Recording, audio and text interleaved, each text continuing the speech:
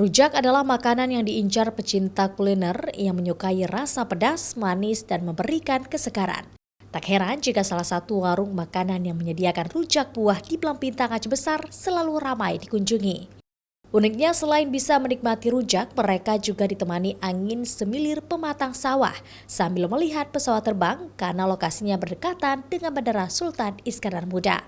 Adapun yang membedakan rujak buah di sana dengan yang lain adalah dari bumbu dan pilihan buah yang dipakai.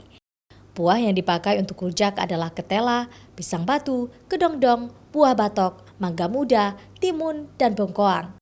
Sedangkan bumbunya terbuat dari kacang tanah, gula aren, cabai rawit, dan garam.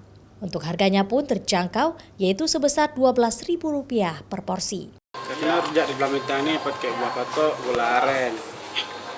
Dan jenisnya jenis buah-buahan yang segar-segar. Sekitar 50 atau 40. Banyak tahu dari mana, orang Medan, Jakarta, Aceh, Igli, orang jauh lah kira-kira. Biasanya dalam sehari mereka mampu menghabiskan 100 porsi. Selain itu, tak jarang warga luar daerah Aceh sengaja berkunjung ke sana hanya untuk menikmati rujak khas Belampintang Aceh Besar. Nova Mistayanti, Kompas TV, Aceh Besar.